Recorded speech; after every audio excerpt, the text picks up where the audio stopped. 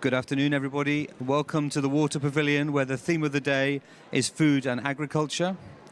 Welcome to the Water Resilient Food Systems, an essential pathway in the face of climate change session. My name is James Dalton. I'm the Director of the Global Water Programme at IUCN, the International Union for the Conservation of Nature. And we hope that you'll stay with us for the next 90 minutes for the high session of the day, middle of the day here in Glasgow. So welcome wherever you are. Good morning, good afternoon, good evening. This is a joint event co-convened by IMI, the International Water Management Institute, FAO, IUCN, AGWA, the Global Resilience Partnership, and the Global Farmers Network. The impacts of climate change will mainly be felt in the water cycle, and this has profound implications for food systems, given that 75% of water is still used within our agricultural systems. The IPCC report and the UN Food Systems Summit demand systems transformation to address the need for mitigation, adaptation, and resilience in water and food systems. This is true for both high-income countries and low-income countries, as highlighted in their NDCs and their national adaptation plans. So the course of this afternoon, we have three parts of this session. First, a high-level introduction to frame the conversation. Second, we will have a riverside chat focusing on the policy principles. And finally, a panel session on solutions and concrete tools, followed by a closing by John Matthews of AGWA. So let's start with the high-level framing. First, we'd like to welcome an opening message from Cynthia Bazuna Gutierrez, the Vice Minister of Water and Seas from Costa Rica.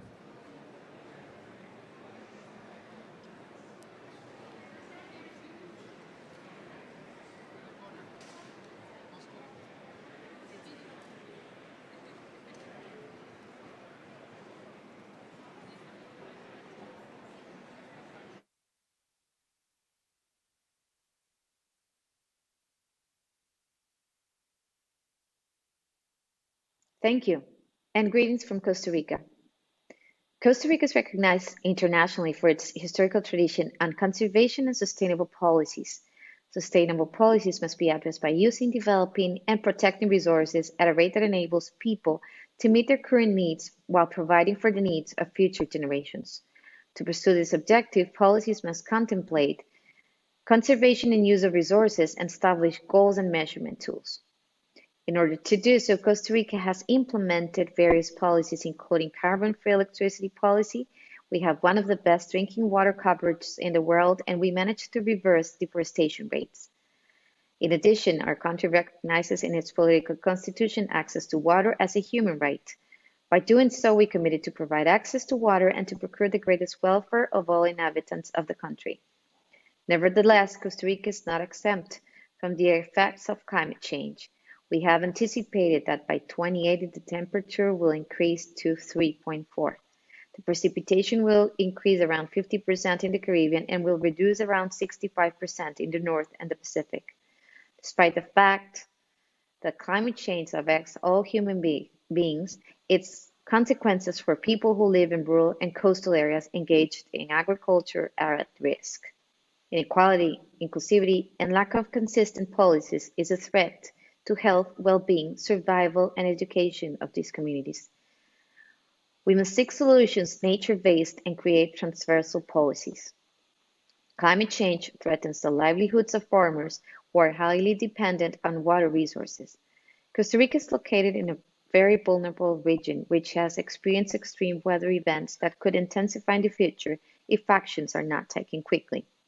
Accordingly, we have included in our NDCs international commitments our ambition to be the first modern green and decarbonized economy by 2050. Consequently, we have included in our National Decarbonization Plan and National Adaptation to Climate Change Policy 2 guides to improve the resilience in key areas such as infrastructure, productive systems, tourism, water resources management, biodiversity, and health. The agriculture sector acted by developing climate strategies to absorb, capture, and preserve carbon through agroforestry systems, precision agriculture, and in-forest conservation as well. Coffee production in Costa Rica is closely related to our country's national identity and provides employment for up to 150,000 people during harvest. However, it also represents up to 1.6% of national greenhouse gas emissions. To reduce the sector's carbon footprint and maintain sustainable coffee production in the future, Costa Rica is implementing the Nationally Appropriate Mitigation Action, NAMA. Consequently, NAMA Coffee is the first agricultural NAMA in the world that is being implemented through an innovative collaboration effort between the public, private, financial, and academic sectors. The goal of NAMA is to reduce greenhouse emissions and improve resources efficiently by reducing the use of fertilizers, using water and energy more efficiently, promoting financial mechanisms to support new agroforestry systems, and the implementation of low-emission technologies. Livestock is our country's largest greenhouse gas emissions, which is 23% right now. Therefore, we expect to have the greatest carbon sequestration capacity in these farms. For this reason, a livestock NAMA has also been implemented, which also represents a mechanism to implement the national strategy for low-carbon livestock. The mechanism was developed through a partnership between public and private sector, promoting the use of better practices, technologies, and measuring the development of a climate-smart, profitable, productive, and socially sustainable livestock.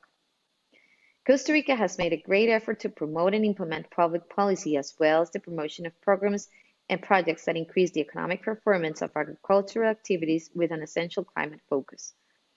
The challenge now is to stimulate other agricultural activities to follow these steps. Decarbonization is conceived as a means to transform the development model to one based on bioeconomy, green growth, inclusion, and improvement of the quality of life. The goal is to see resilience as an opportunity to create a sustainable, prosperous, and inclusive Costa Rica. Although water distribution and use, scarcity, climate change, events such as droughts, hurricanes, and floods can create hazards for food systems, we must not forget oceans' contribution to the total global food supply. Acidification, climate change, water temperature, and sea level rise will affect our coastal and marine ecosystems. Coastal ecosystems are our most important nurseries. Finally, Costa Rica is committed to improving protection and conservation of existing blue carbon ecosystems. We will protect and conserve 100% of the coastal wetlands as reported in the National Inventory of Wetlands by 2025 in order to protect and preserve these ecosystems. Costa Rica will ensure these coastal wetlands are managed and effectively monitored and to continue developing mechanisms to generate sustainable use of mangroves for livelihoods and local supports. Policies must integrate biodiversity, ocean, and climate change. Ocean, water, and biodiversity should not be addressed in silos. We need climate-positive aquaculture solutions, nature-based solutions in order to manage and restore our ecosystems. If we want to provide food for 8 billion people, we must tackle climate change and make the connections between soil, water, and ocean. Resilient food systems and sustainable healthy diets require larger water use. Therefore, we need to incorporate food, water, and energy systems into climate actions, both in mitigation and adaptation. Accordingly, I invite you to develop water-resilient food systems, considering national and local stakeholders, but also considering the communities and citizen science. Thank you, and best wishes from Costa Rica. Excellent. Thank you very much, Prime Minister Gutierrez. Now, framing the situation there for us in terms of what's at risk, what's at stake, and what systems can do to help us from both a natural and a human system preparation, I'd now like to introduce Justice Michael Wilson from the Supreme Court of Hawaii, who in a former life was the chair of the State Water Commission for Hawaii, if I'm not mistaken. Michael, please, over to you. Thank you. Aloha, everybody. I am very honored to be here from the state of Hawaii, and the opportunity to speak about water is an extremely exciting one to me because it is the issue in Hawaii, and I've had the good fortune of participating with judges in the Global Judicial Institute and the Environment who have been looking at the issue of water management and very much the connection between water, climate, and agriculture. Have been looking at that globally. So let me paint a little bit of a picture and ask you if you could put yourself in the situation that judges are in at this point, because while there are some wonderful developments in agri-science and some extremely important, you could say, conventional wisdom that's being developed about proper agricultural practices, along with that is a very dramatic challenge for judges. Emergency. It's worth repeating, emergency. From the point of view of the global judicial community, emergency is an understatement. You know, we have emergencies that take place on a regular basis in courts all over the world that have to do with maybe individual emergencies where there has to be an injunction entered. Now we're at a global scale that's completely unprecedented that has to do with, okay, so put yourself in the position of a justice on the Supreme Court of Bangladesh whose country will essentially disappear in 40 or 50 years. That is an extreme emergency, and when an issue is going to be discussed having to do with agriculture, that justice moves to a frame of reference that I'm at as much as I possibly can be, because to save Bangladesh or save Hawaii means you have to think globally. So let's talk globally about agricultural policy, climate, and water. We have frameworks. We have frameworks that are extremely useful in terms of guiding policy by officials who are willing to follow it. And these policies, whether we're talking about nationally determined contributions or we're talking about the United Nations framework on biodiversity, there are developing regimes of information that are important for public policy. But with respect to decisions that are being made by the courts, how much are the courts going to follow that kind of a policy? Let me ask you to consider this situation.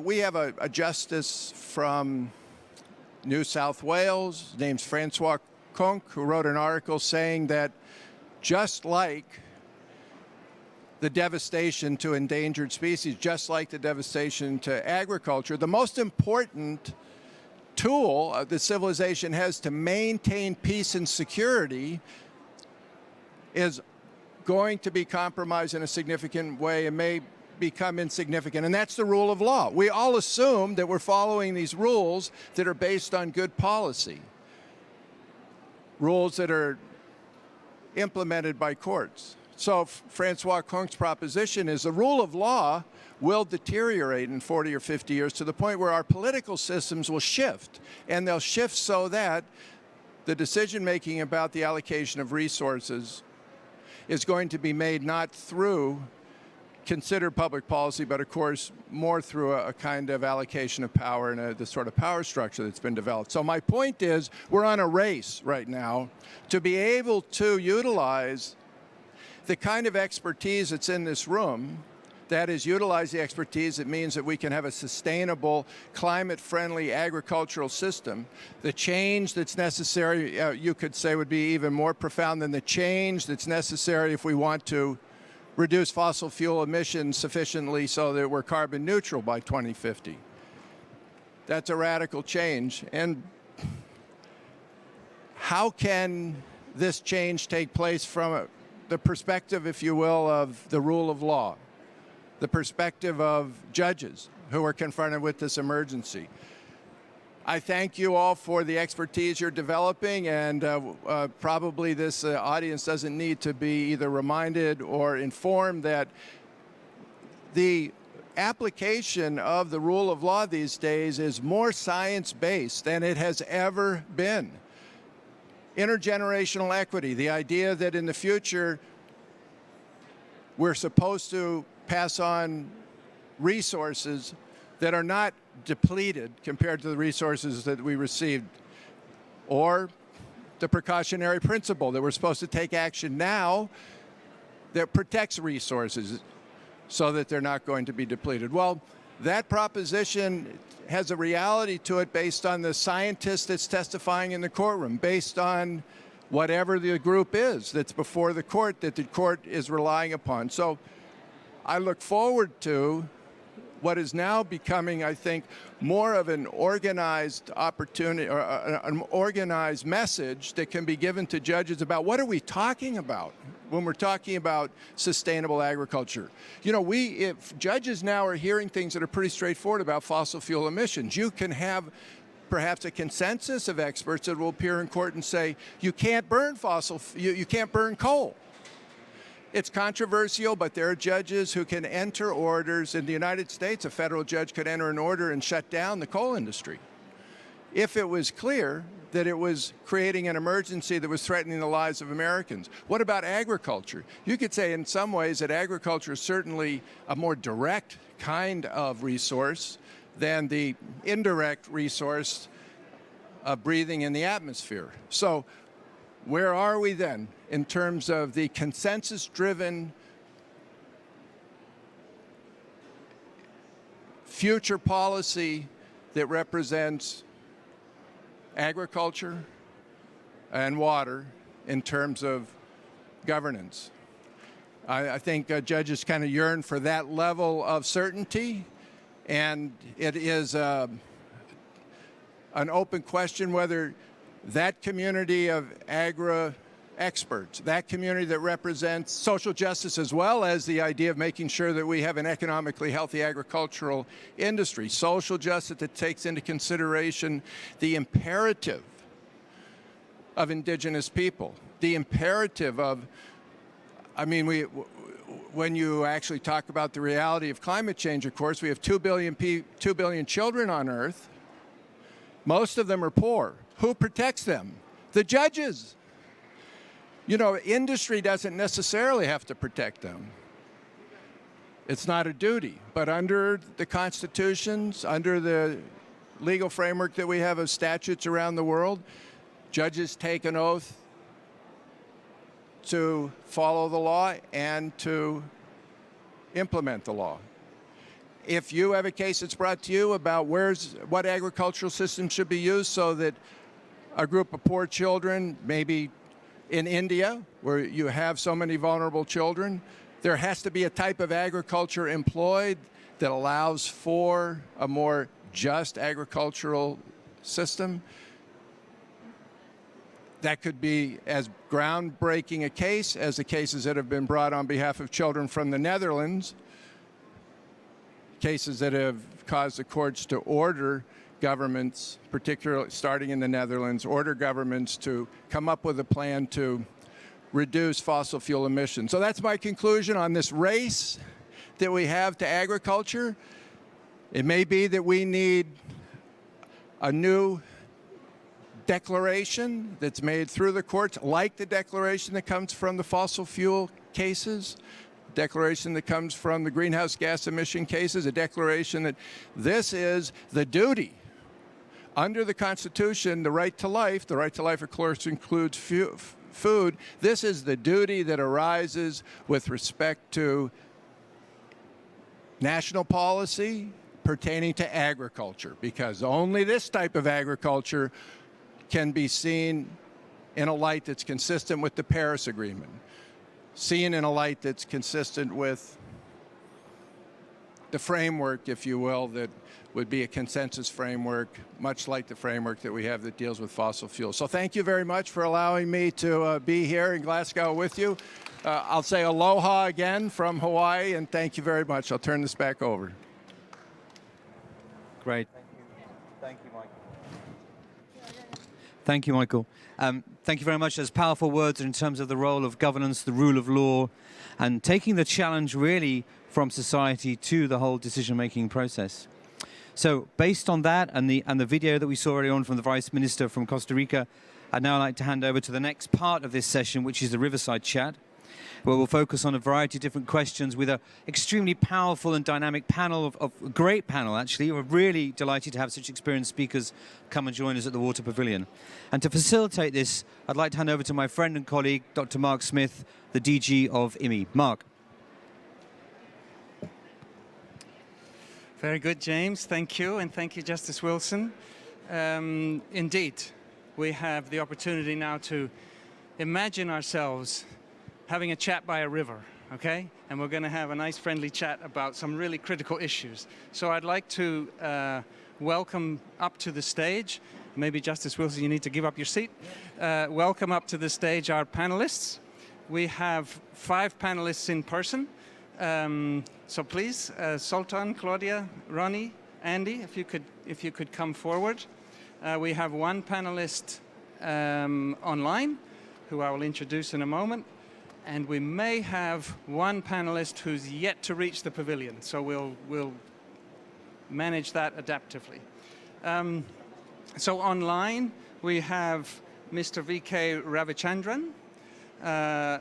Ravichandran is a farmer who grows paddy, sugarcane, cotton, pulses, and so on. And he's been farming for over 30 years in India.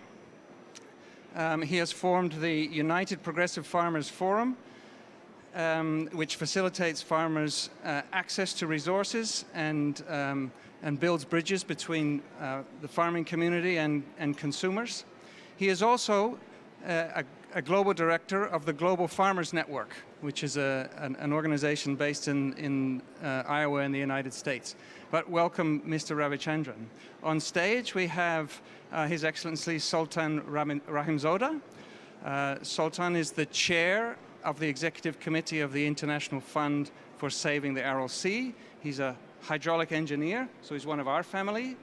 But he's also formerly the ambassador of the Republic of Tajikistan to India, so also a water diplomat.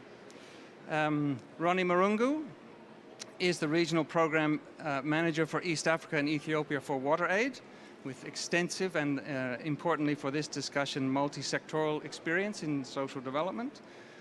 Claudia Sadov, my colleague, is the CGIAR Executive Management Team Convener and Managing Director for Research, Delivery and Impact.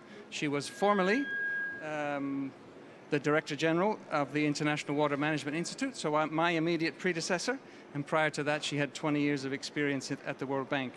And Andy Roby. Andy is the Senior Water Security Advisor at the Foreign Commonwealth and Development Office of the UK government, with 36 years experience in international development, business and trade, mainly with FCDO.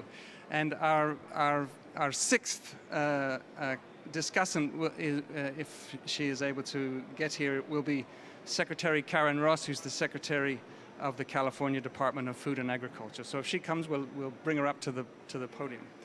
Okay, so with those introductions, as Justice Wilson said, we are in an emergency.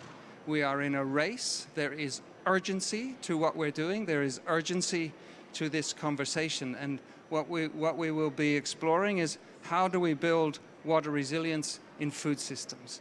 And this comes at a juncture where the world, in the UN Food Systems Summit earlier this year in September, set course to transform food systems.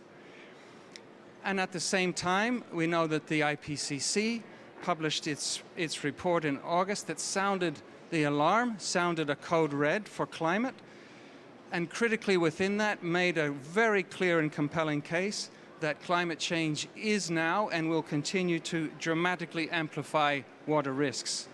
So with that backdrop and with that objective for food systems transformation, what do we do?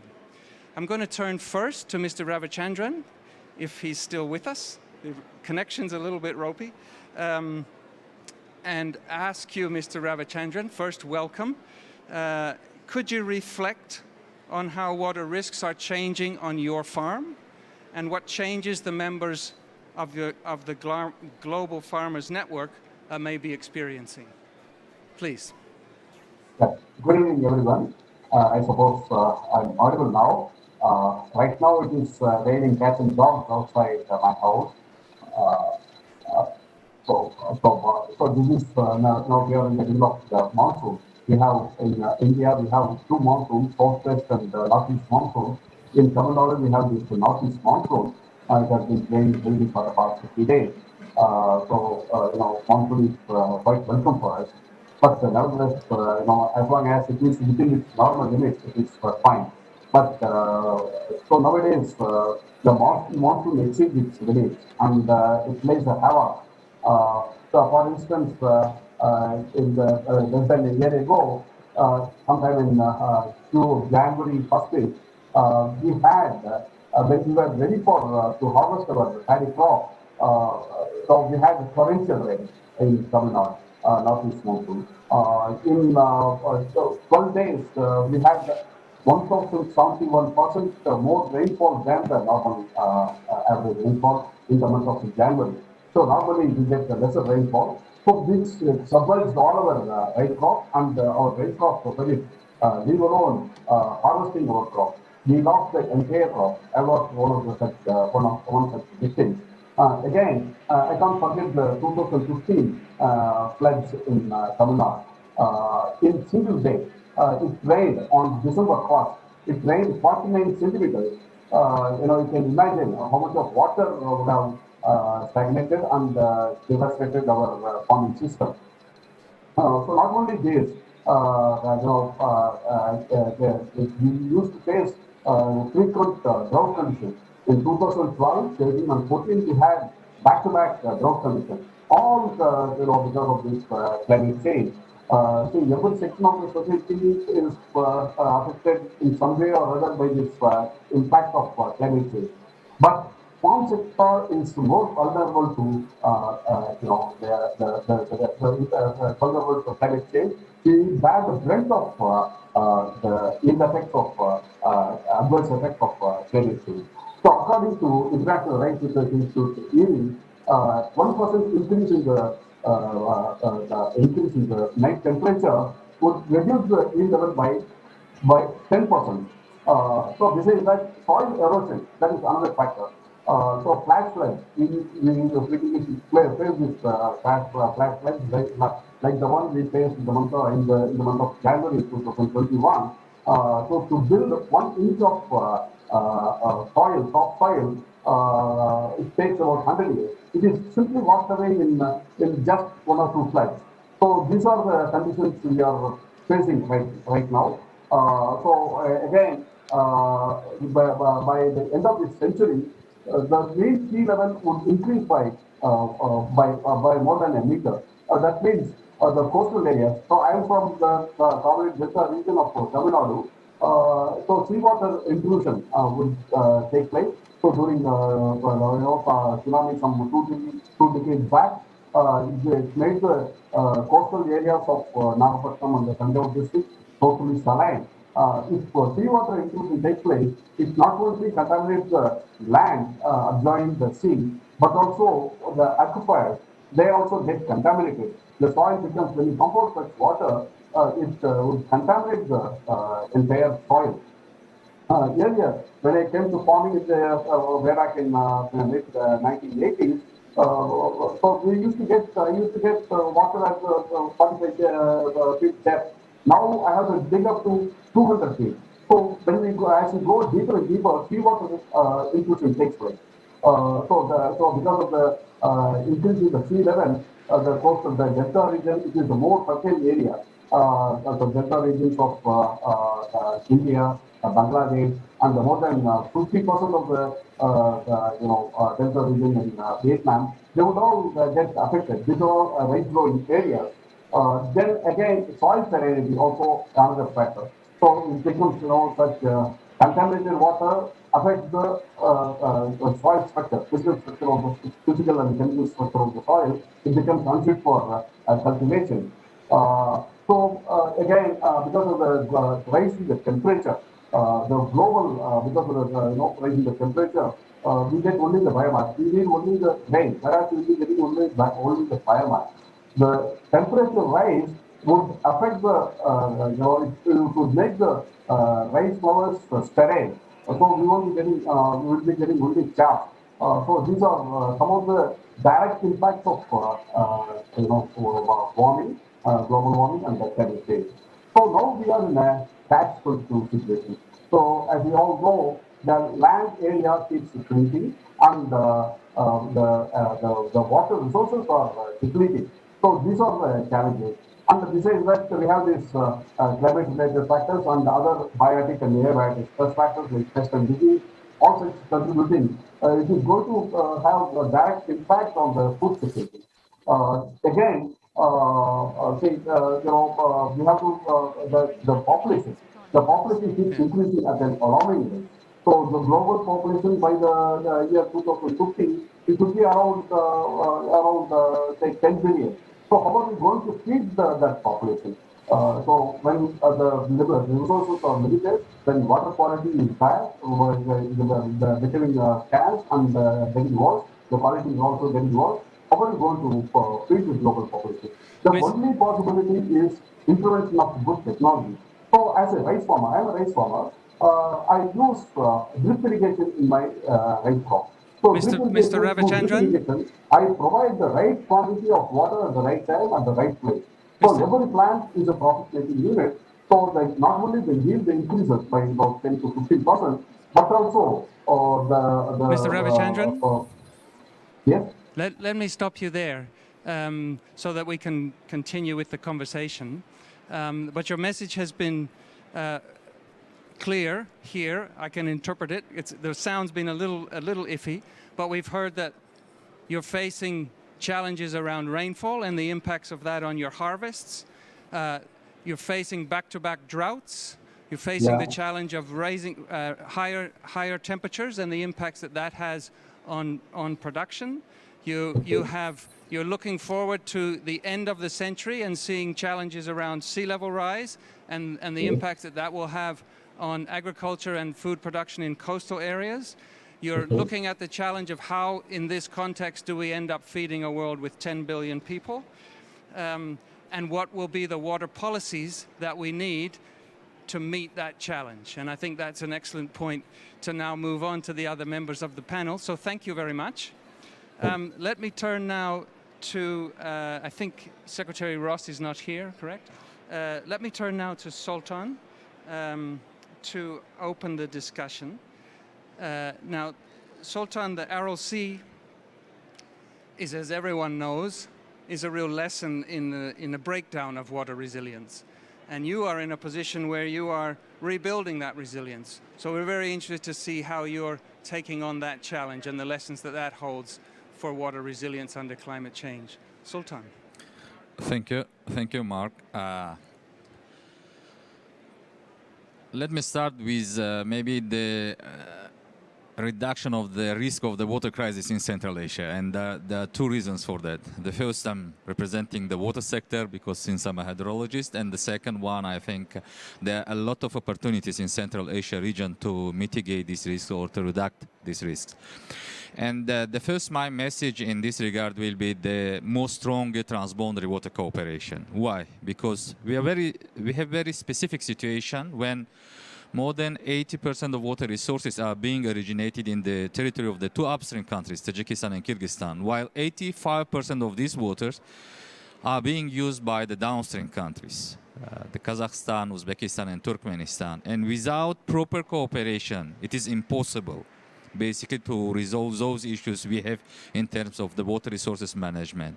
And very fortunately, we have the appropriate institutions there, International Fund for Saving the Aral Sea, which I'm chairing the executive committee of this fund, and the Interstate Commission for Water Coordination, which had been created basically to allocate water between the countries. And of course, because of the climate change impact, there is a need for this cooperation is more stronger, and we are working on that basically. The second message is to manage water resources more sustainably through a number of actions. First, we are thinking about the increasing of the water storages because our economy is developing, population is growing, demand for water because of the growing population to produce more electricity, food, and etc. is increasing, and at the same time, water resources due to climate change impacts are reducing. And we are observing basically more droughts and water scarce years. For example, this year was a very bad situation in the downstream of Sirdarya and Amudarya river basin. We had very serious droughts and the losses of the livestock and etc. So additional water storages for more sustainable water resources management, of course, needed here. And the third one is the using water resources more efficiently. And we are saying about the increasing of the water productivity, because in Central Asia region, the efficiency of water supply system now is very low. It's reached only 50 to 60%.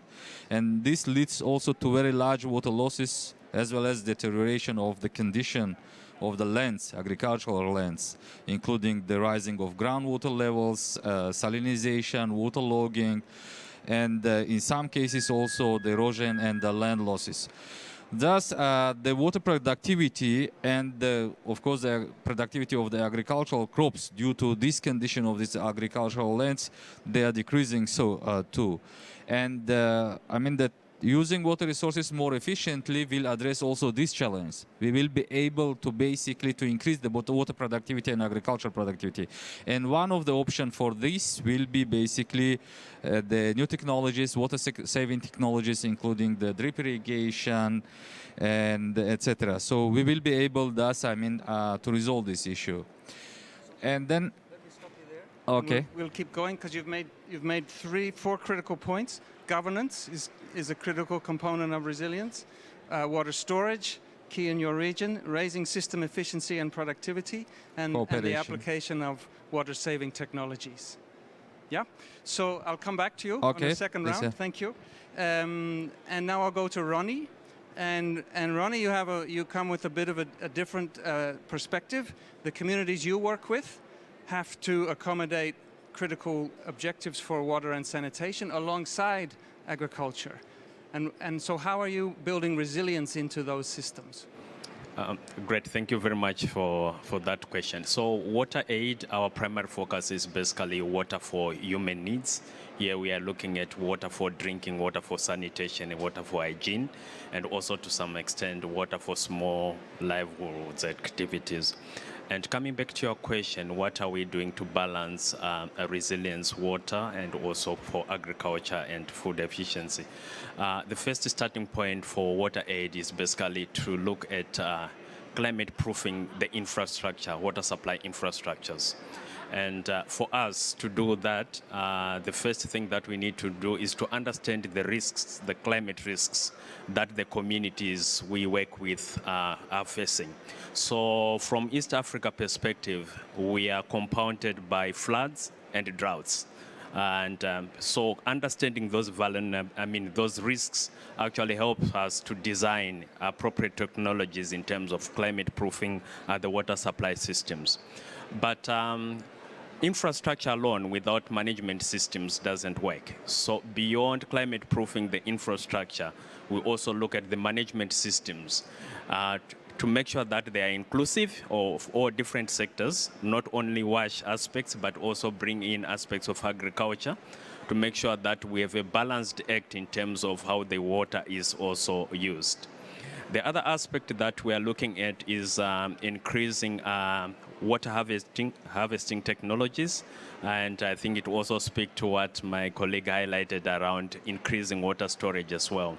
So we are actually enhancing water harvesting through rainwater harvesting. I think Rwanda is one country that is doing remarkably well in that aspect, and we are using that for water sanitation and also for livelihoods activities as well.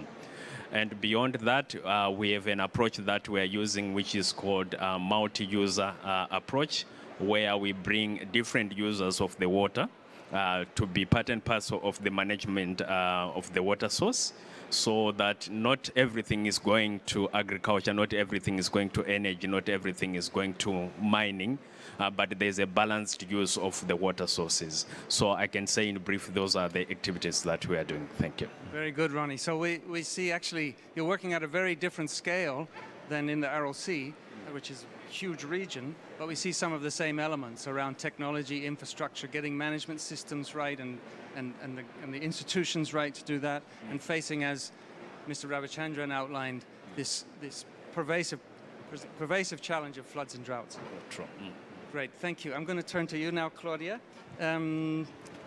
So tell us how you see the priorities for building water resilience, and perhaps especially how, given your role in CGIAR, how you see investment in innovation emerging to help us meet this challenge better as we go forward. Great, thank you, Mark, and thank you for the opportunity to be here today. It's a really important panel, and let me also just say how delighted I am to see a water pavilion at COP.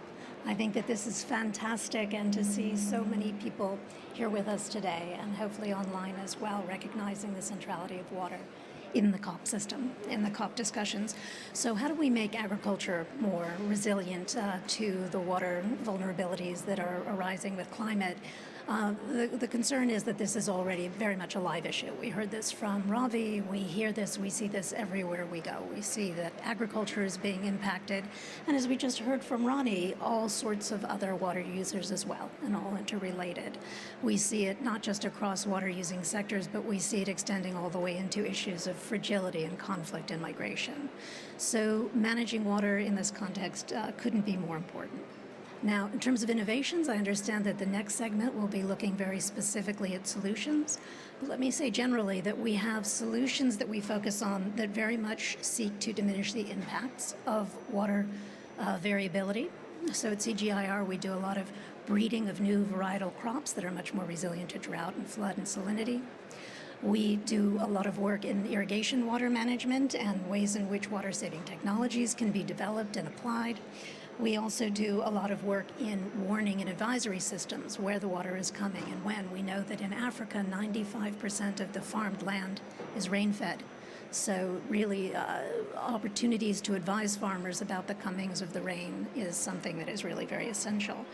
In addition to those ways in which we can diminish the impact of water variability on farming, we also seek to store more water when the water simply doesn't come. And this was a point that Sultan brought up. We need to look at water storage. And let's be clear that water storage may be in soils, it may be in aquifers, it may be in lakes, and it may be in dams of all sizes and reservoirs of all sizes. And using those conjunctively and wisely, water banking, for example, in different parts of a river basin to control for evaporation or sensitive ecological areas. These are all opportunities for us in the future. And we also need to work on supporting recovery from those water shocks. We work on crop insurance and index-based insurance at CGIAR. But importantly, in addition to those solutions that work directly with the farmer, we need to look at the policy environment and the markets in which they operate to ensure that these sort of innovations are uptaken, that they're invested in, that they're used. So we spend a lot of time also looking at regulations and credit and finance and value chains and that whole policy environment. We're very aware, for example, that even if you can develop and see uptake of a water-saving solution, if you're in a situation where that water can then just be used to expand an irrigated area, you're not going to see any net water savings. You're just going to see an expansion of cropping area, and that has its own set of land use hazards and risks.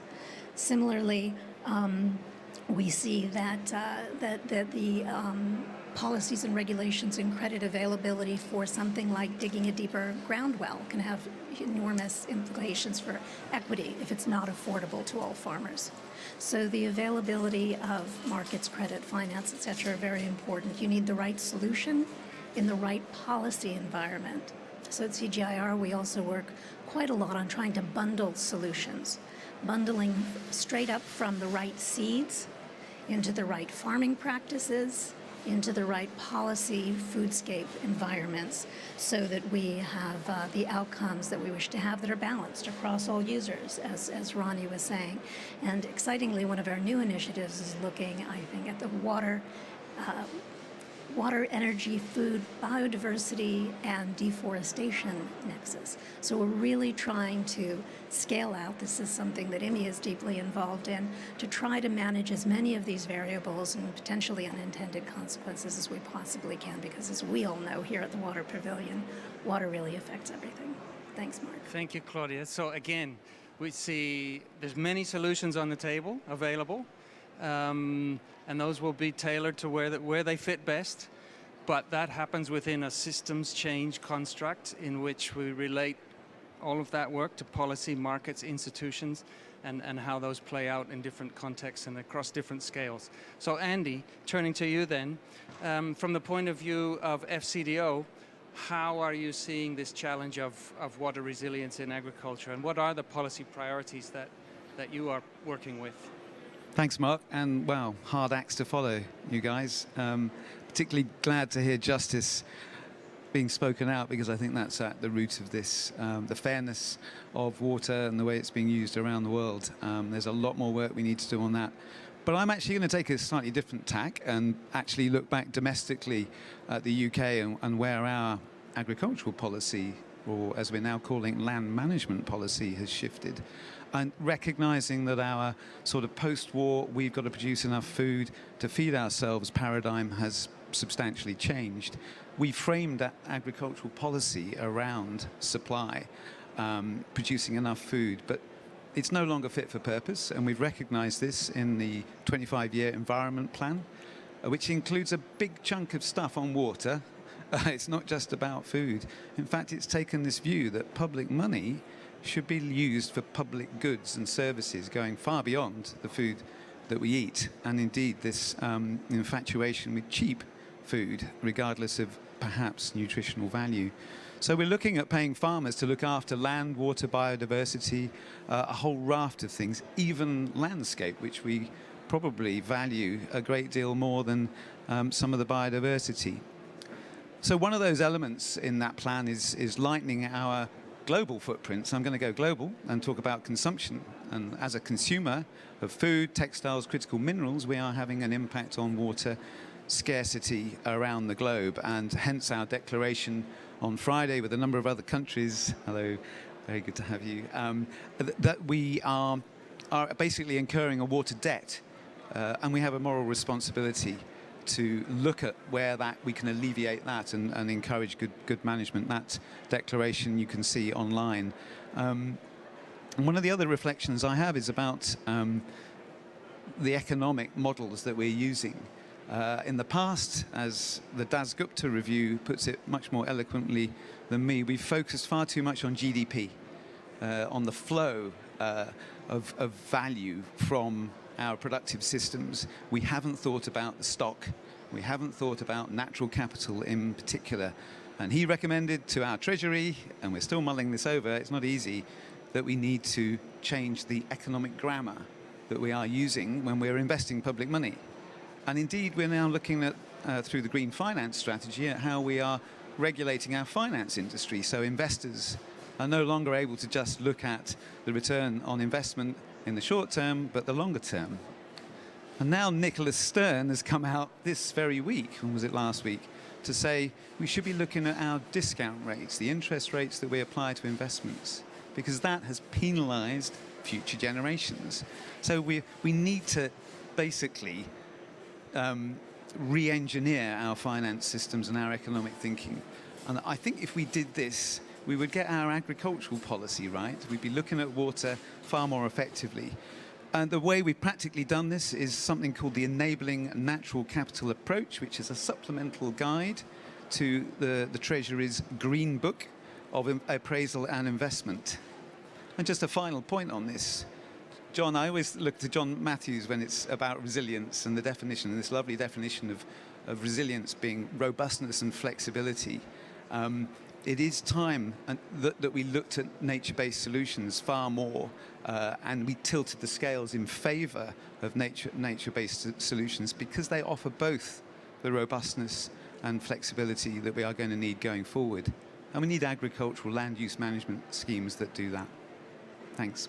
Great, thank you, Andy. Indeed, John is very robust. We know about that.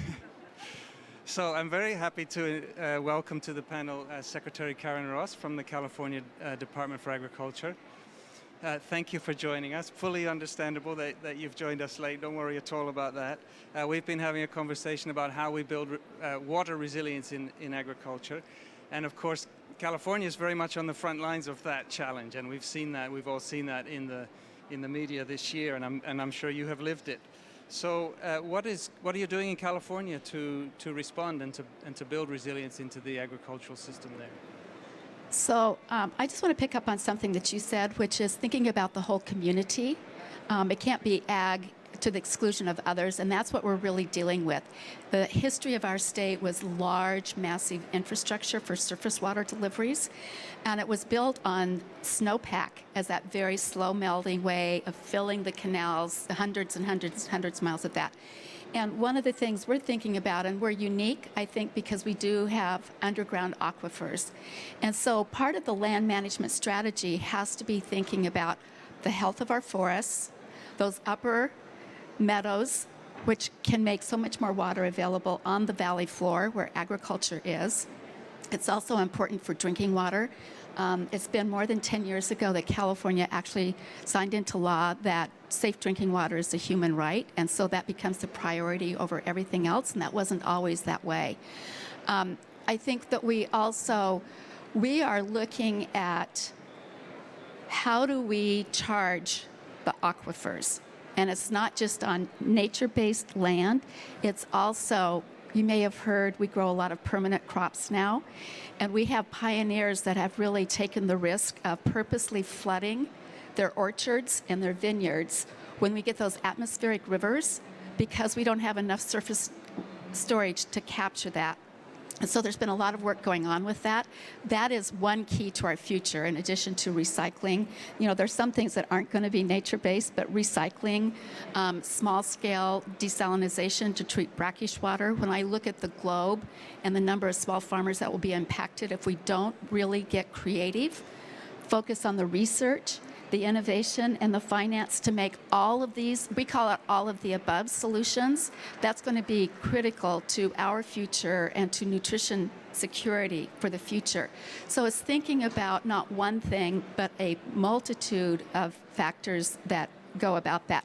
We have just started a water trading system in a more robust way. I'm not sure. I'm going to withhold judgment on that one. It makes me nervous to think about people trading water if it's not tied to land and food production.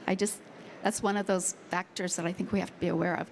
And I'm sorry to come into this conversation so late, but I was really fascinated with what you were saying, and I'm sorry I missed everyone else. So There's probably a video. No. yeah.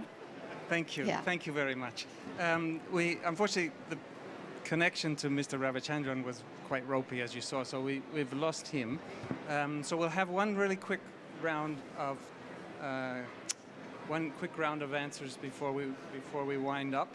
And what I wanted to do with this was just recognize that building resilience across the systems that we've just painted a very rough picture of amongst all these panelists.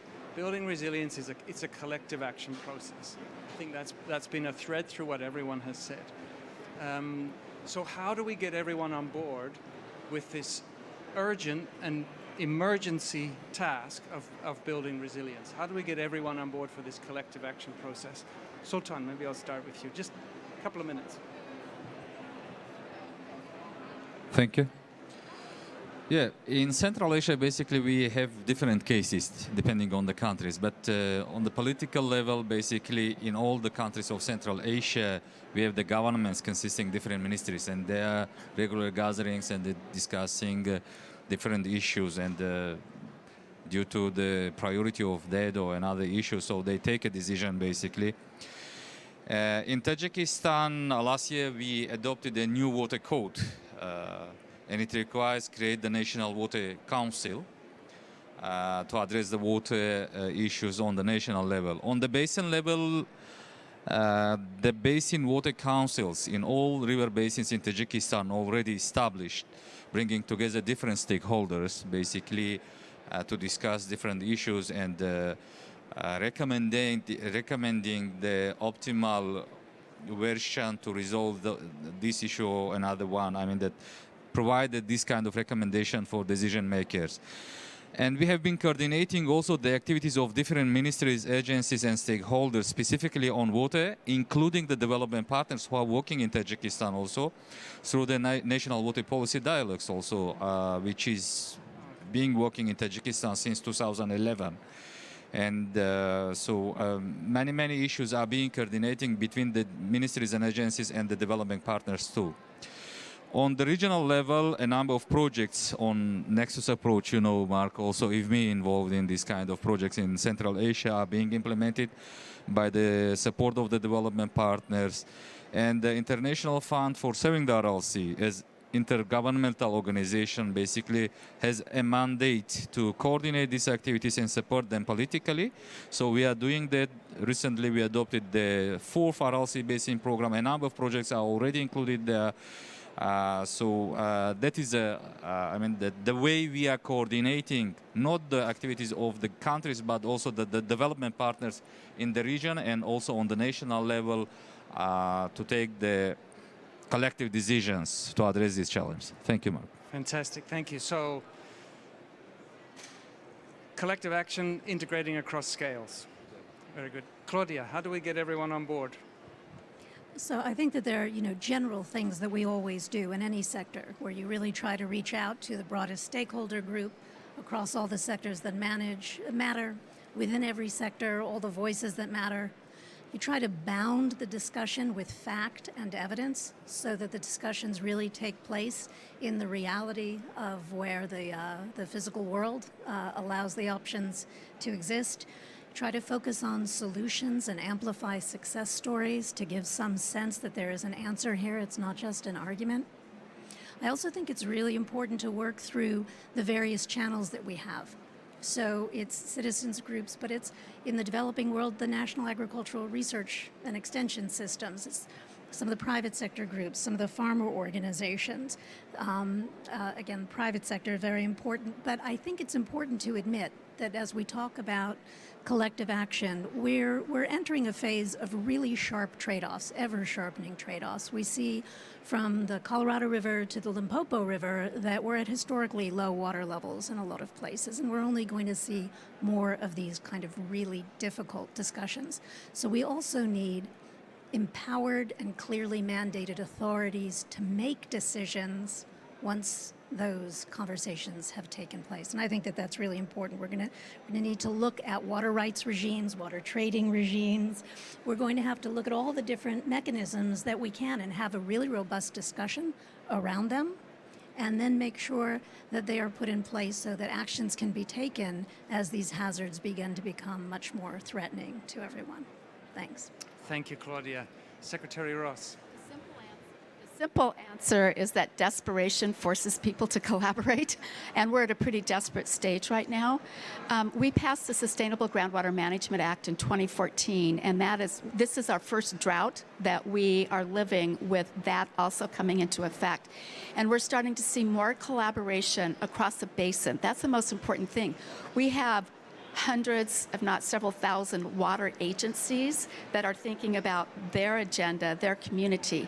And what has happened, and I'm looking at some of the names of the NGOs up here, is that we have more collaborative partnerships between farm organizations, water agencies, and the environmental conservation organizations. One voice that has been left out, and that can no longer be, is environmental justice, social justice. The poorest of the poor that are living in these communities, who even if we say you're invited to the table, we need to do much more with technical assistance and capacity building so that they feel that they also, they understand what the situation is, they understand the history, and they feel like they are an equal partner in helping to solve that. That's a really important key when you're trying to bring a whole bunch of human beings together to do something that's hard. You're really making me nervous when you brought up the water rights, but it's definitely a topic in California, and it will happen. And then one of the things that my friends and the research community keep saying is that we have to get the same accounting methodology. We haven't always had meters, we're getting to that point, but measuring and having a shared accounting system will be very, very important to moving forward. Very good, thank you. Ronnie. Great, thank you very much. I think for me, it's basically to really look at the institutional arrangements that perpetuates us to work in silos. And I've seen a number of countries in East Africa coming up with water resource management boards, which are basically platforms that bring everyone who has got a stake in water together. And I think the second aspect I can highlight is we need to amplify integrated water resource management, because this is a system and an approach that can bring everyone on board, including the communities as well. Thank you. Thank you, Ronnie. And finally, Andy. Well, that's a great position to be in. I'd like to add to all of this. I think government has a responsibility to open up the space for consultation. And I think it's difficult for many governments to do it for the political economy reasons that you and I know too well.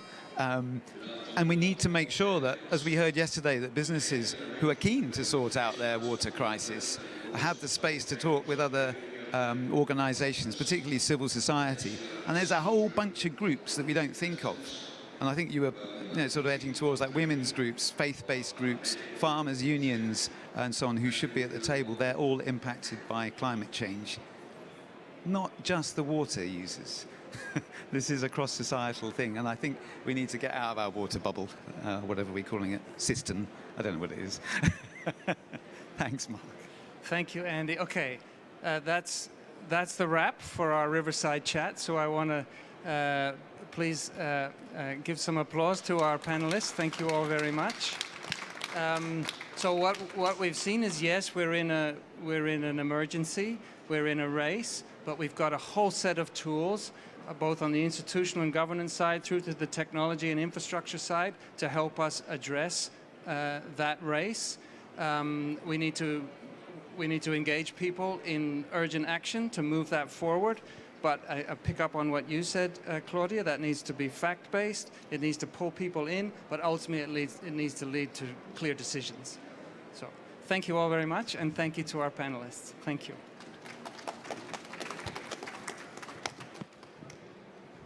Great, thank you very much, Mark. Thank you to the amazing panel. So we're now going to move on to the third part of this session. We heard a little bit then earlier on from some of the panelists on solutions. We're going to hear now further on more of those. And this is the last part of the session. I'd like to really welcome Lifeng Li now, an old colleague of mine, the Director of Land and Water at FAO. Lifeng, good, you're there, we can see you. You're going to talk to us about the call to action and facing the challenges that we have when it comes to resilient food systems, and how we realize what water resilient food systems really could be. Over to you, Lifeng. Thank you, James. Distinguished guests, ladies and gentlemen, good afternoon from Rome.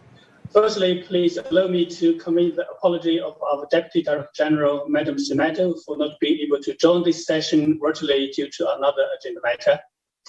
During the debate of this session, we already heard very clearly the needs, the urgency, the challenges, and the solutions. It is no doubt that water needs to be brought to the front of the building resilient and sustainable agri-food systems.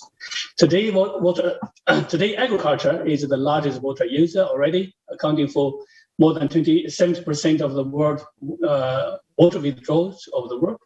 Then by 2050, to produce 50% more food to feed the world population, with the current level of the water productivity, water withdrawals will need to be increased at least 35%.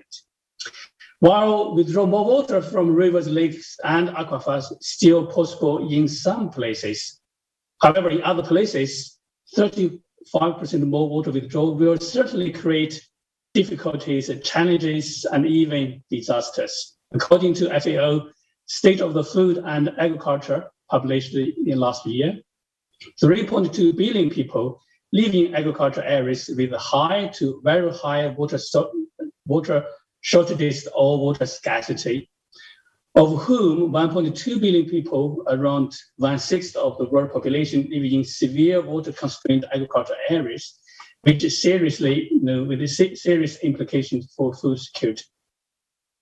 These challenges have been exacerbated by climate change, which has led to the drought and less predictable access to water for agriculture and food production in many parts of the world.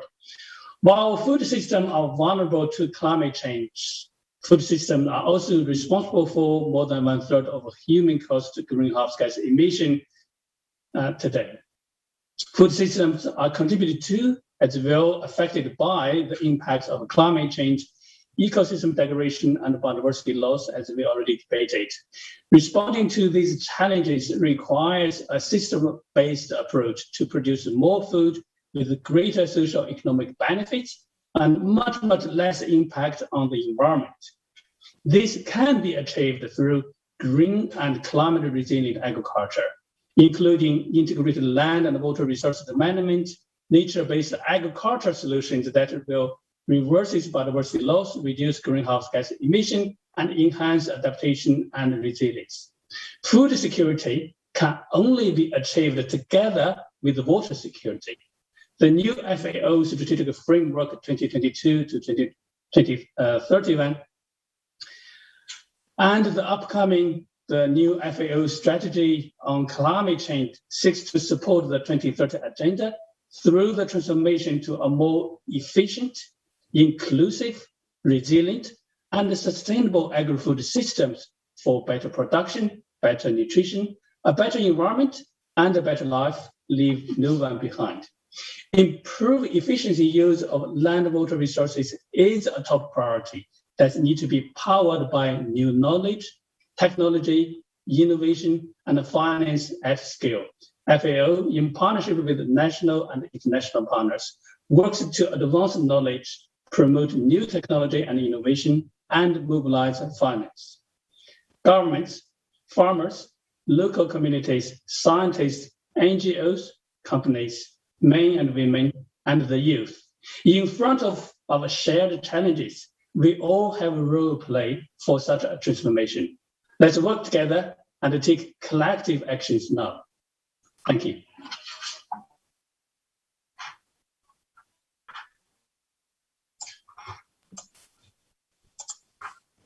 Excellent. Thank you very much, Li Feng. Thank you very much for that, setting the scene for us in terms of the way forward. Now, I'd now like to hand over to Julie Liddell. Julie's going to lead you through the next part of this with the panel. Julie, can you hear us? Yes, thank you, James. Excellent. And I am delighted to lead our consideration of the solutions that are possible. My name is Julie Liddell. I am an international consultant on water management and food safety at the Land and Water Division of FAO, and I will be moderating the panel session. I am joined virtually by Li Feng Li, Marcel Andries, and Hubert Génie, and in person by Tom Eisman. Li Feng Li is the director of the Land and Water Division at the Food and Agriculture Organization of the United Nations. Tom Eisman is the director of Water Scarcity and Drought Resilience in the Global Food and Water Program of the Nature Conservancy. Marcel Andries is Senior Underwriter Agriculture and Vice President of Swiss Re. Hubert Génie is Senior Infrastructure Specialist at the Green Climate Fund. I would like to start this panel by asking Mr. Li Feng Li, what are the innovations in agricultural water management needed?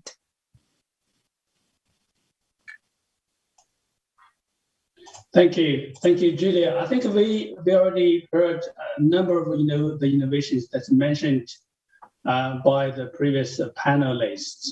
And here, if you look at the FAO experience, there's a number of areas or cases I would like to share. For example, firstly, nowadays we can use the remote sensing technologies to monitor both water availability in general and also water use in agriculture. And through our project, we will be able to use the information from the remote sensing images and then develop specific information system and even the well-designed app, that could be used on the smartphones. And those information can be directly used by the farmers to make a decision about when they need to irrigate their farms and how much water is needed. A second example, we also, in a number of the countries, we're working with the local community to look at how to promote much more efficient irrigation. It's mentioned also by other speakers. And nowadays, the provision irrigation is really being practiced in many countries. Use drip irrigation technology that's powered by soil moisture sensors. And that's really help to ensure that we deliver the right amount of water at the right timing along the crop life cycle. The others also, focus on the modernization of the irrigation systems, as well as, other facilities that surround the efficient irrigation. FAO also promote the conservation agriculture to reduce the emission of the CO2 due to the oxidation of the soil organic matter due to the plowing. And in conservation agriculture, the soil is not distributed before the planting or sowing the crops. And these other similar techniques like use the cover crops and also to reduce the tillage. Those are really practiced in many parts of the world. The other innovation example we need to mention here is probably like the use of the solar energy to pump water instead of fossil fuels.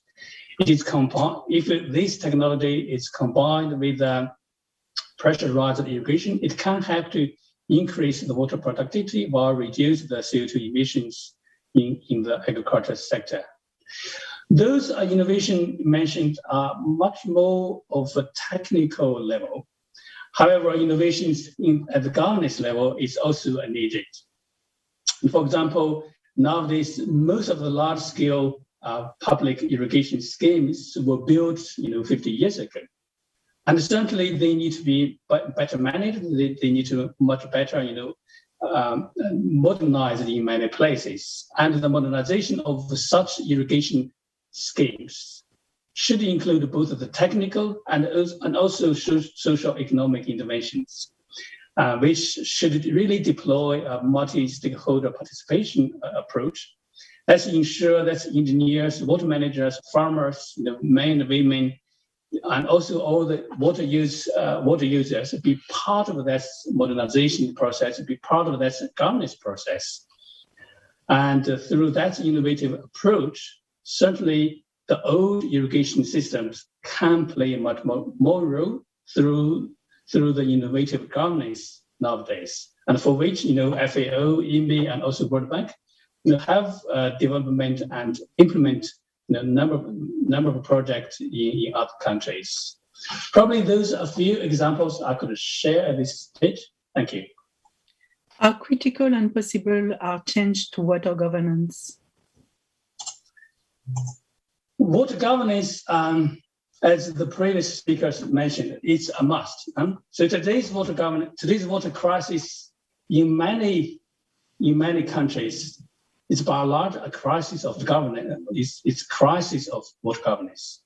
A crisis due to the lack of solid data and information for decision making, due to the lack of stakeholder participation for inclusive governance, lack of integration of the different sector development objectives, or lack of climate awareness and resilience in the water decisions, or lack of water tenure, water right arrangement.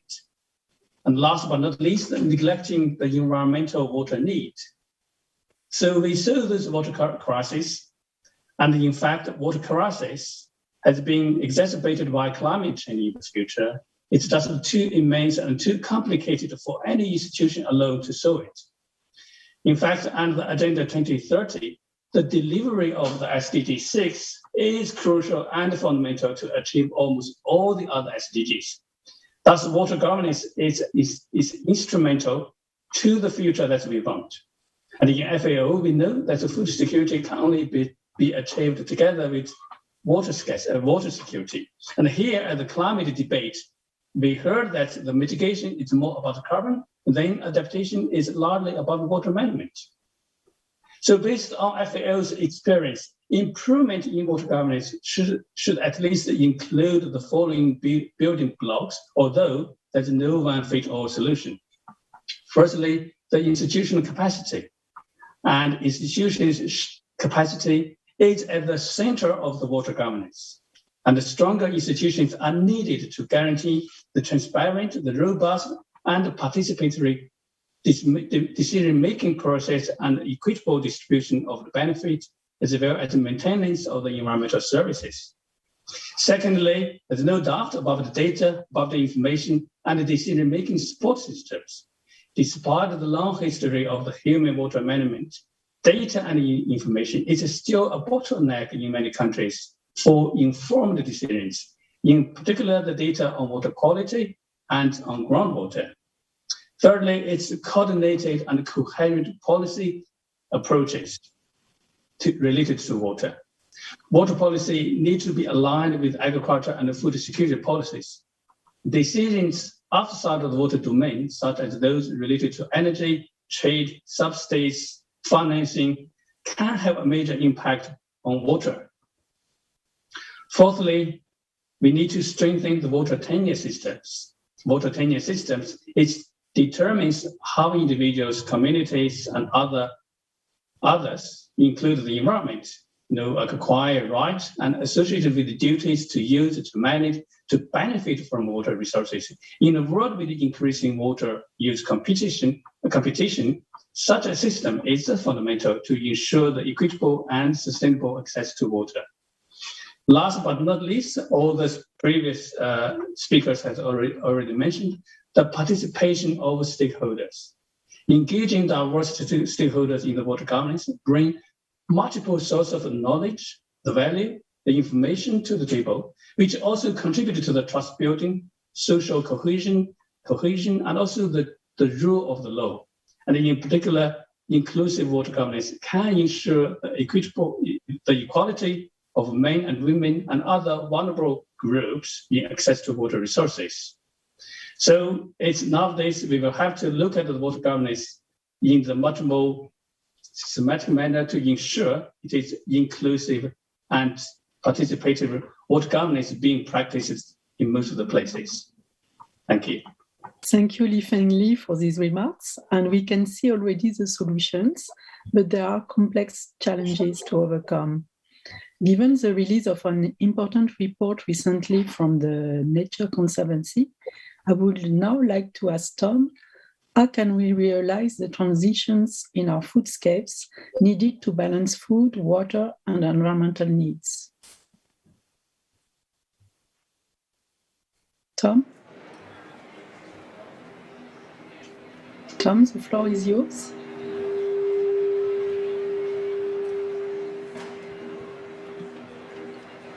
I think you're muted. Hi, Julie. Can you hear me now? Yes. Thank you for that introduction. Thank you for inviting us to join this panel.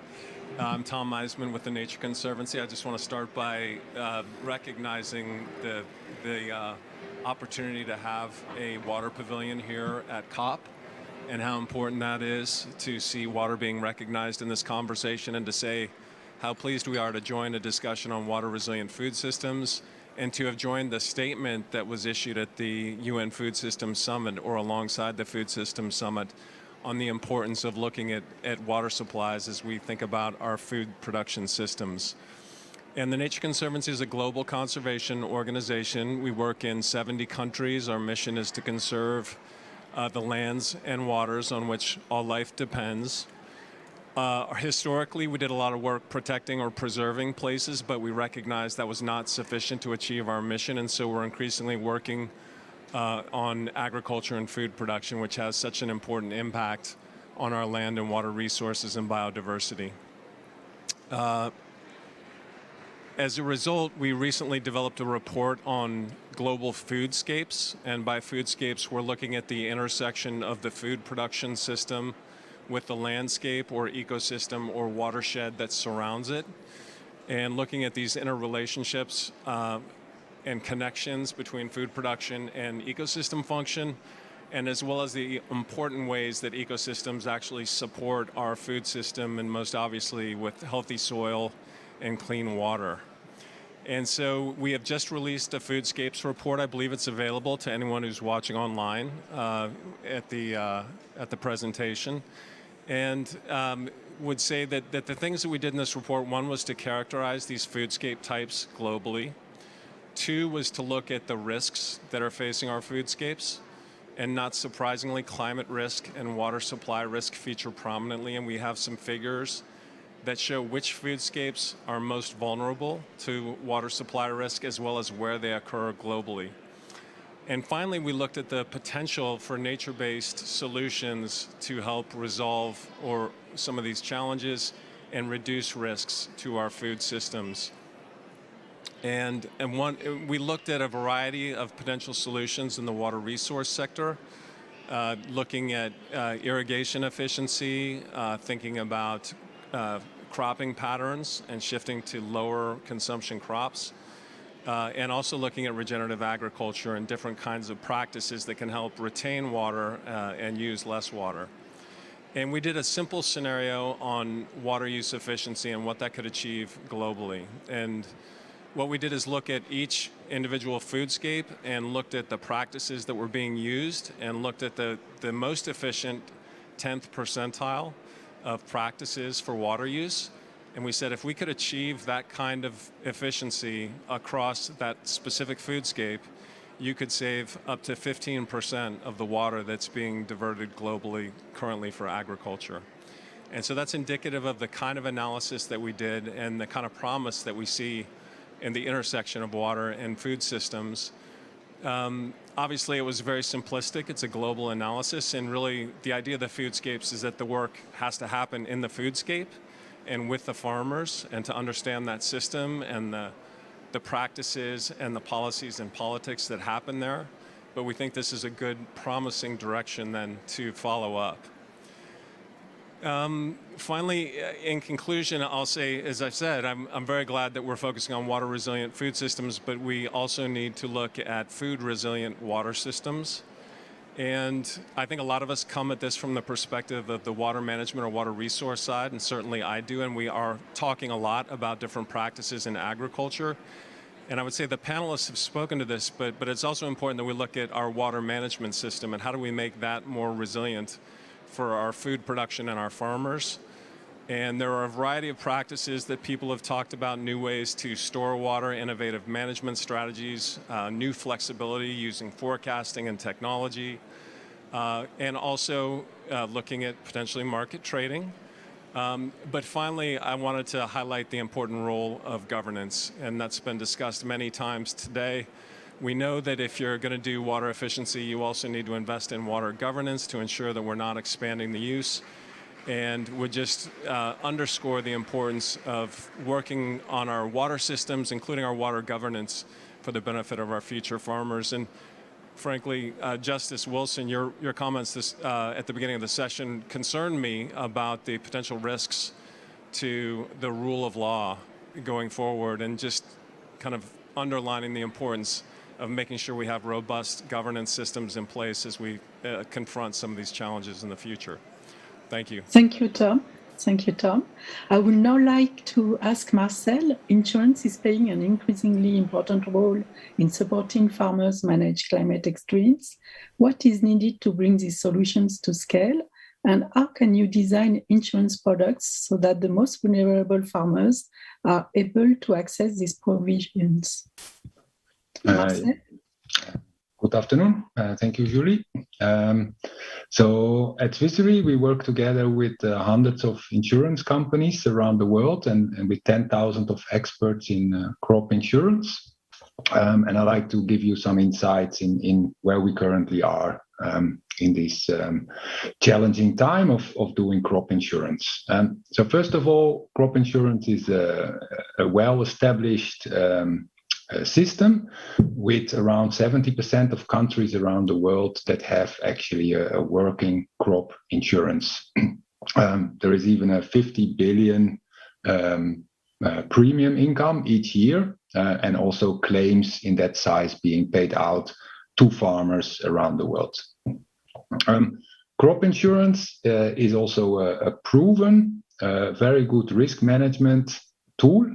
So we pay to farmers when they need it the most. So in case of floods, in case of drought, in case of massive hail or frost events. So the insurance is effective and it's proven that it works. Here, I would also like to state, similar to the other speakers, that it all starts first with water management, and insurance should only be the last step and not the first one. Insurance cannot solve the problem, but it can help really the farmers to survive in case of troubles. Now to come to the solutions part. So we managed to reach a lot of farmers around the world. It's a established solution, but often it's difficult to ensure millions of farmers or also millions of hectares in faraway regions.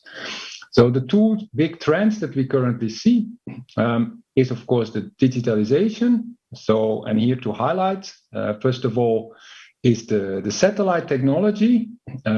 We are really at the moment where we have satellite technology where we can only have dreamt of 10 years ago. So we are able to see every square meter in the world almost every day. And we also are able to see by satellite soil moisture every 100 meters around the world on a daily basis. So this is a huge progress there. And now it's just the case, how do we bring that to the farmers and how do we also bring that to the smallholder farmers? So here, of course, the mobile phone comes into play. Every farmer almost in the world has internet and has mobile phones. Also, this 10 years ago is really unthinkable. So we did a lot of projects in the last 10, 15 years, but if we see the progress in the last 3-4 years, it's really amazing what can be done right now. I like to highlight here 2 examples. So we worked in India together with IWMF on a flood insurance project for smallholder farmers, where we reached many farmers and great technology. In India there are millions of farmers to be protected. Maybe here a second example. So we work together with the company Vandersat in the Netherlands. And they deliver us soil moisture data, and this is a solution that we are now scaling up globally. So only this week we had discussions with governments of some 10 countries that would like to protect their farmers using that solution. Thank you, Mark. Thank you very much, Mark. We will now go to the session of Hubert Génie, Senior Infrastructure Specialist at the Green Climate Fund. I would like to welcome your thoughts on this question. During the COP, we hear a large pledge of climate finance. What is needed to bring climate funds to support advance in water and food systems to adapt or mitigate climate change? What are the critical measures of success for GCF in program design and delivery? Hubert, the floor is yours. Thank you very much, Judy, and thank you to the organizer to invite the Green Climate Fund. And so basically we're developing 10 sector guides, including the one that interests us today, agriculture and food security. Sector guide is already published on the GCF website, and water security, which is going to be released for external comment next week. And I encourage to visit our site. We're trying to see how we can maximize participation of comments. So in water security, this is the paradigm shift, and we use 2 interlinked development pathways. The first one on water conservation that deal mostly with mitigation, and the second one on preservation of water, basically climate-proofing water infrastructure and finding alternative water source such as rainwater and stormwater harvesting and water reuse as a new asset class. Any infrastructure sector is supported by ecosystem-based management and approach, which is a fancy name for nature-based solution, and climate-smart utility and climate-smart agriculture, because the cost effectiveness of the smart system is next to nothing now, and we have to take advantage of this technological breakthrough. In terms of portfolio, our health, food, and water security result area is about 38% of 190% project approved to date. So it's quite significant. There is 8 result area. Everybody thinks that energy is the largest. No, actually, health, food, and water security is very strong. And unfortunately, since we don't have trillions to fund the climate finance gap, we are focusing on quality rather than on quantity. And we target pilot project and program in developing country that can be scaled up and replicated, and understanding the lesson learned from the project development and the execution. To me, project identification and good project preparation is key success factor to develop projects. So GCF, we look at a very strong climate rationale to support the project objective. We need to make sure that the problem and issue addressed in the project are indeed climate-induced. For example, water resource management. Is it climate-induced or is it bad water management practice by wasting water downstream with high losses in irrigation or in water supply distribution network? We also look to avoid maladaptation. Another example, we have a rural development project. There is a climate-induced drought where we find an aquifer, underground water, and we bring this water for small-scale irrigation and a wash program. And suddenly, after 5 years, we find that we basically deplete the aquifer and we have maladaptation. We also use theory of change to anchor the paradigm shift of the project. I will not go into the detail. And we assess project along 6 investment criteria from the GCF investment framework. So impact, potential, to define the mitigation benefit and adaptation benefit, or both. Paradigm shift to achieve, in this case, water or food security, or both. Sustainable development to evaluate co-benefit and linking them to the sustainable development goal. Need of the recipient, do people really need this project? Country ownership and efficiency and effectiveness. Now, in order to do that, we have a readiness program where we give $1 million per year to each country through the national designated authority to define the country program. And we have project preparation grant of up to 1.5 million per project proposal for project development. So what we do is basically we support countries with transformational planning and programming. We catalyze climate innovation into projects. We mobilize finance at scale with co-financier from various sources, especially we try to get private sector financing, and we strengthen knowledge through partnership. And on that note, I will end up. We want to scale up success that can be replicated and deliver solutions for people, because at the end of the day, it is not about infrastructure, but about people. Thank you very much. Thank you, Hubert. Thank you to our distinguished panelists. And I will now hand over to John Matthews, Executive Director of the Alliance for Global Water Adaptation, who will close out the session for us. Merci, Julie. Thank you all for coming today. I'm going to start actually with just a little bit of a business.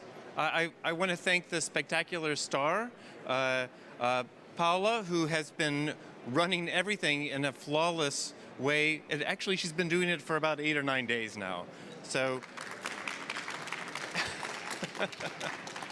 and I also want to thank all of the partners really quickly, too. The Global Resilience Partnership, IUCN, FAO, EMI, the Global Farmer Network, and AGWA, our organization. So I'd like to give a very brief conclusion. I was really struck in listening with the name of the session, Water Resilient Food Systems. I actually think it's 4 words, but we should really think of it as 2 pairs. Water resilient food systems. Those 2 really are the kind of diodes that we need to really be able to focus on. And we heard a lot of options about what needs to be better in order to be resilient. We heard that scarcity is important, but it's not just scarcity. We heard that markets and trade are important, but those are also insufficient. We heard that efficiency is important, and that is clearly insufficient as a single solution. We need more data, but data is not going to fix these problems. Finance options like insurance, really critical, but they're also not enough. I think one of the earliest concluding points really came from Mark when he said we need better decisions. And how do we get to those better decisions? And I'd like to say, maybe to reword my own personal definition, quoted by Andy about resilience, we heard even directly from a farmer here that that resilience is robustness and flexibility, but as systems change, these systems evolve, driven by climate, but not only by climate, we also need to think about justice. We need to think about equity. And that's an element that we often think about. That it's an opportunity for loss as well as coherence, to use Li Feng's word. As a final, very brief story, I was in South Asia a few years ago with a colleague who's actually here in the audience, and she and I were engaging with a deputy energy minister. I'm not going to name the country, and he asked us, why are you here to see us? She was administering a DFID program at the time focused on climate adaptation. And he said, you must be here to talk about carbon. And my colleague said, actually, we're not here to talk about carbon. And we don't really care about carbon that much. Then he said, well, you're here to talk about ecosystems. You're here to talk about green things. And she looked very carefully at me. We're both actually ecologists. And she said, well, we actually don't care that much about ecosystems either. He said, well, why are you here?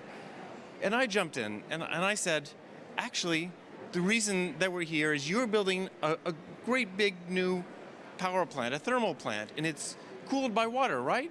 And he said, yes, of course. I said, where's the water come from? He said, it comes from a canal. I said, no, it doesn't. It comes from a glacier. And the glacier becomes a river. And this system is an active evolution. You've had, in the past decade, a massive century-scale flood and a century-scale drought.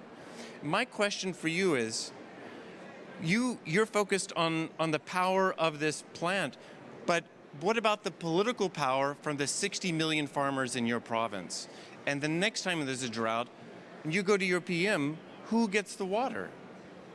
And I think that sense of power is actually really that we need to think very carefully about as the climate itself is changing. The day after, my colleague and I went and we met the provincial chief justice, and the message that he wanted to give us is that he viewed the right to adapt as a human right. That's very powerful, and in his province, it was the farmers. It was the man that we heard today.